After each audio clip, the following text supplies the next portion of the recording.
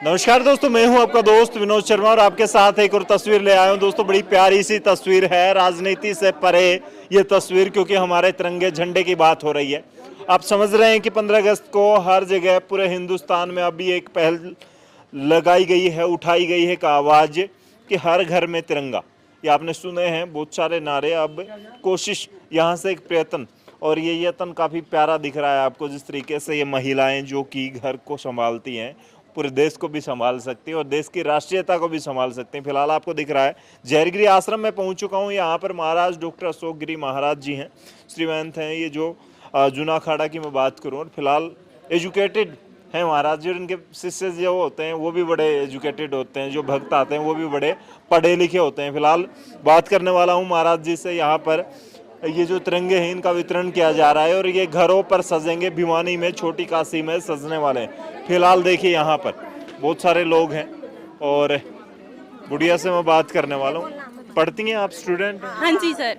क्या कहेंगे, तिरंगा अब की बार हर घर पे लहरेगा, फहराया जाएगा, तिरंगे के बारे में क्या कहना चाहेंगी? ये जो सरकार कोशिश कर रही है, प्रशासन कोशिश कर रहा है, क्या देखते हैं, कैसे? हमारे शहर में, हमारे देश में जो जनसंख्या है उनके देश को लगातार बढ़ाते रहने के लिए उसके अंदर राष्ट्रीय हित की भावना को जागरूकता के लिए अंदर से अंदर की भावना को जागरूक करना चाहिए। और मैं जनता से यही दुआ करूंगी कि अपने मन में जो अंतर्राष्ट्रीय भावना उनको जागरूक रखें और अपने देश की जनसंख्या को आगे बढ़ाते रहना चाहिए। और जो हमारा देश का तिरंगा है उसको अपने घर में, जो गुरुजी ने हमें दिया है वो हम अपने घर में लगाकर आगे अपनी हर किसी देश को बताना चाहेंगे कि अपने घर में जरूर लगाएं। जी, ये बड़ी बात है। और देखिए बच्चों में ये भावना आती है राष्ट्रीयता की। ताई जी क्या कहेंगे, झंडा घर पे लगाएंगे? हाँ जरूर लगाएंगे भाई, झंडा घर पे। गुरु महाराज ने हमारा हाथ में झंडा दिया है तो हम अपने घर पे लगाएंगे। अरे जय किसान, जय जवान की जय। यहाँ पे देखिए जोश इन महिलाओं का, क्या कहेंगे? है और ना ये झंडा के कान को देखेगा उसने अपना जवाब देंगे ठोक बजा कर।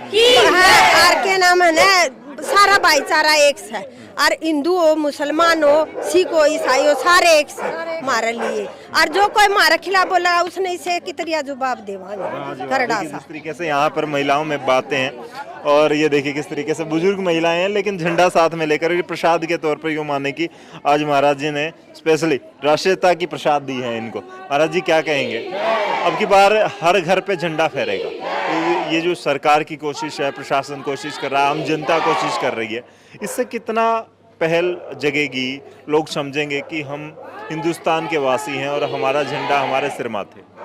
राष्ट्र की राष्ट्रीयता को लेकर सब लोग को अपना जो उनका अपना अपना व्यवहार है वो निभाएं। वो किसी जाति, मत, परंपरा से बिलोंग करते हो, इससे कोई अभिप्राय नहीं है। लेकिन जब राष्ट्र की बात हो, जब भारत की बात हो, भारत माता की बात हो, जब हम सब एक हैं, राष्ट्र का अब 75वां उत्सव मनाए जा रहे हैं, तो इस पर लेकर हर घर तिरंगा लहराए। हम कोई ना कोई उत्सव जो मनाते हैं अपने परिवार में, घर में, तो बहुत अच्छी तैयारियाँ करते हैं। तो उसी को लेकर ये जो हमारा उत्सव है स्वतंत्रता का संग्राम का, जहाँ हजारों लाखों हमारे पूर्वजों ने बलिदान दिया, जब जाकर ये उत्सव का दिवस आया था, तो उस दिवस को हमें बड़े हर्षोल्लास से मनाना चाहिए। और इस ध्वज को, ये हमारा सिरमौर है, तिरंगा है, तिरंगा मेरी जान है, तिरंगा मेरी पहचान है। राष्ट्र जाने कि राष्ट्र, और प्रत्येक राष्ट्र इससे हमारा, जब हम कुछ कर्म करेंगे या भारतीय जो भी कुछ कर्म करता है उसका पूरे विश्व अनुकोचन करता है। महाराज जी आज मंदिर में जिस तरीके से काफी प्रसिद्ध आश्रम है, यहाँ पर झंडे वितरण किए गए हैं, क्या कहना चाहेंगे? जब आज़ाद नहीं थे मुल्क के लोग तब हाल क्या थे? इन मंदिरों को भी इस तरीके से पूजने नहीं देते थे। मुगलों की बात कर लें या अंग्रेजों ने भी काफ़ी प्रताड़ित किया है हिंदुस्तान को, लोगों को, चाहे किसी भी धर्म से जुड़े हों। तो मतलब तिरंगा और मंदिर और आश्रम ये आपस में जुड़े हुए हैं, आज़ादी, राष्ट्रीयता। जरूर, पराधीनता सपने सुख नाही, सपने में भी दुखी हैं अगर पराधीन है तो।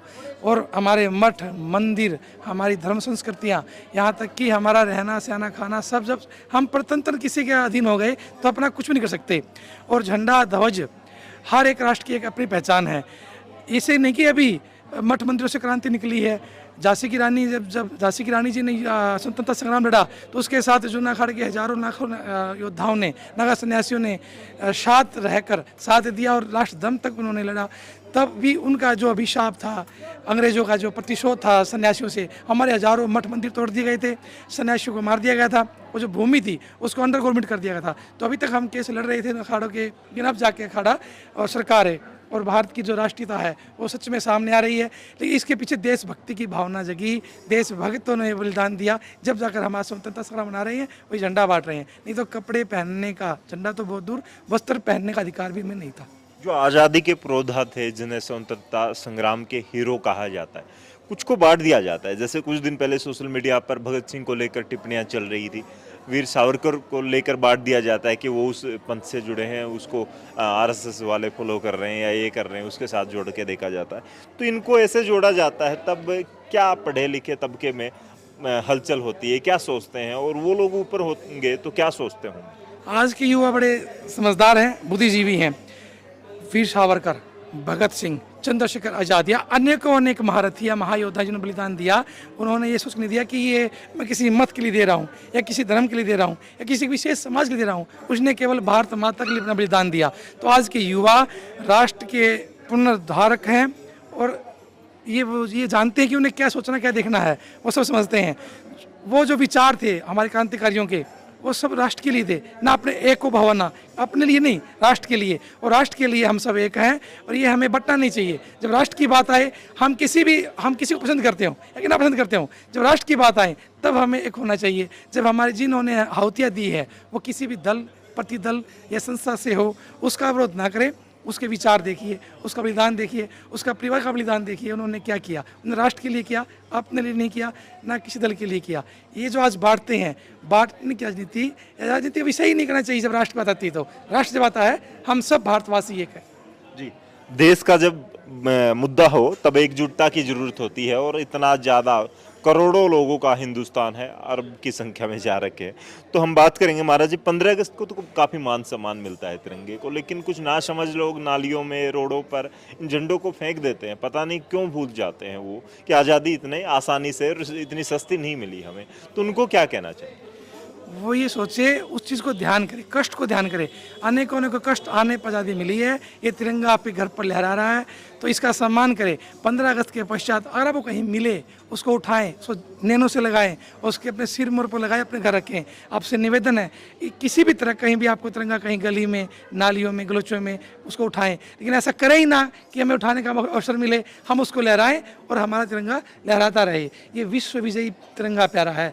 इस तिरंगा प्यारा है तो जान से बढ़ के इसकी इज्जत रखें, सम्मान रखें। जी, फिलहाल देखा जिस तरीके से महाराज जी, और यहाँ पर ये तस्वीर आपको दिख रही, ये हमारा हिंदुस्तान है। यहाँ पर कोई भी उम्र हो, तिरंगे को मान सम्मान दिया जाता है और देना भी चाहिए, क्योंकि ये बड़ी मुश्किल से हमें आज़ादी के बाद एक ऐसी तस्वीर मिली कि जिसके बाद हम सीना चौड़ा करके इस तिरंगे को फहराते हैं। हमारे सिर माथे पर हमारी शान है तिरंगा, तो उस तिरंगे की शान के लिए लगातार अब हिंदुस्तान में कोशिश की जा रही है कि हर किसी के अंदर राष्ट्रीयता की भावना हो।